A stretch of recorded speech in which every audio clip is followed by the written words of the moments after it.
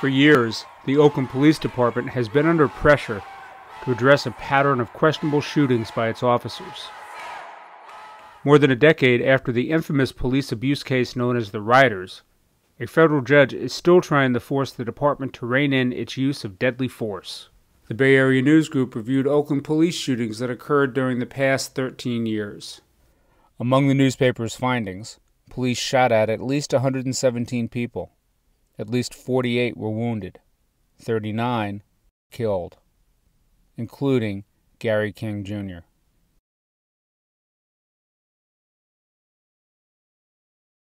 Newly obtained documents show the September 20th, 2007 killing of Gary King Jr. underscores many of the judge's concerns about the Oakland police.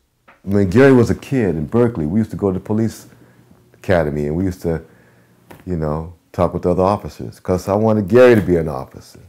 And Gary liked going to visit the police officers. It's ironic that one would kill him.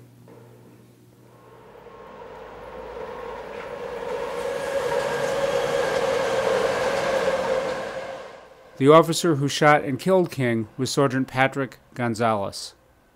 He was on patrol in North Oakland, told to be on the lookout for a murder suspect, described as a young African-American man with dreadlocks. The killer bore a strong resemblance to Gary King Jr., who had just left his parents' home to buy a snack. He came out the store. He had chips and a soda. That's when Sergeant Gonzalez arrived.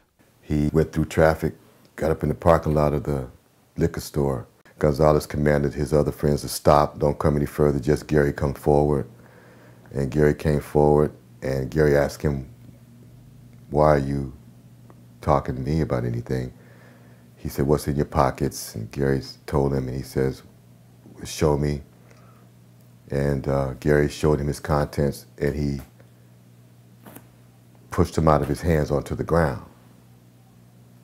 Gonzalez put him in a wrist lock. Gary spun out of that, and so with that, pretty much spelled his doom.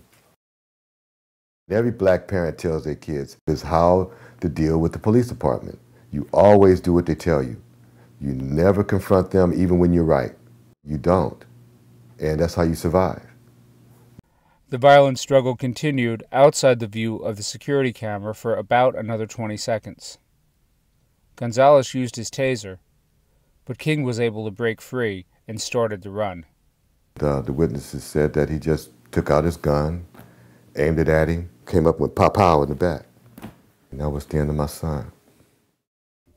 Police quickly ruled that the shooting was justified. A revolver had been found in King's pants, and Gonzalez claimed King was reaching for it before he shot.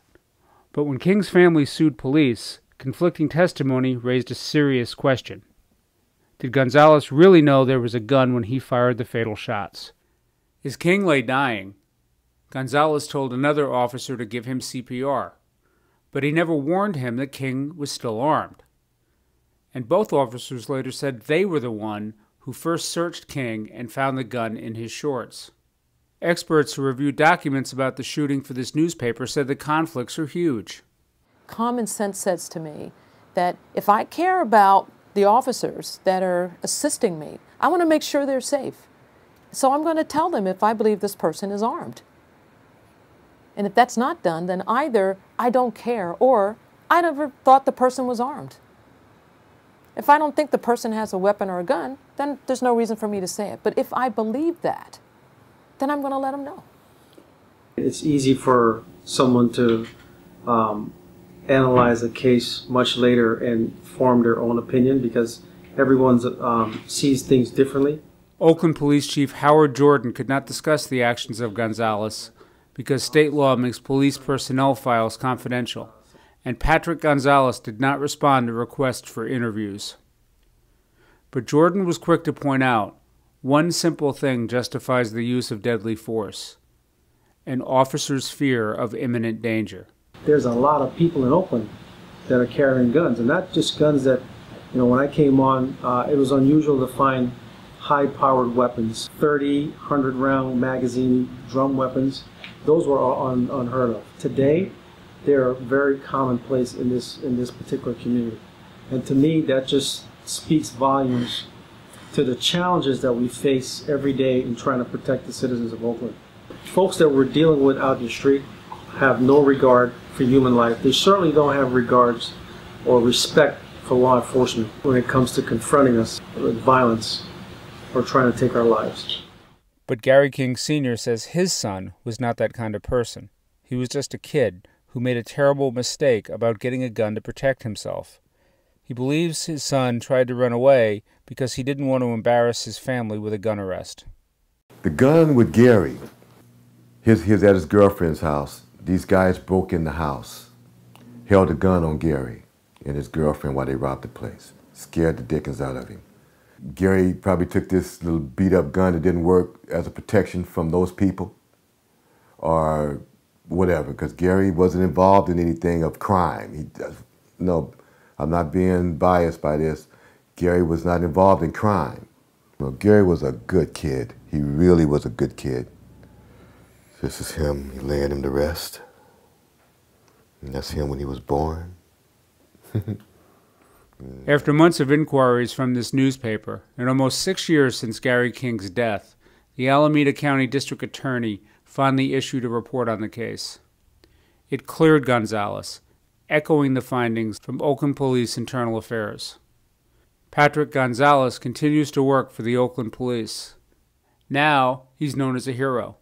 In 2009, Gonzalez fired the fatal shots at Lavelle Mixon, the gunman who'd killed 4 officers on one of the department's darkest days. The city paid the Kings $1.5 million to settle a lawsuit over the shooting. The money has done nothing to ease Gary King Sr.'s pain. I miss him so much. I keep this away so I don't have to look at it. I used to keep this picture on my wall, but I took it off because I couldn't look at it anymore.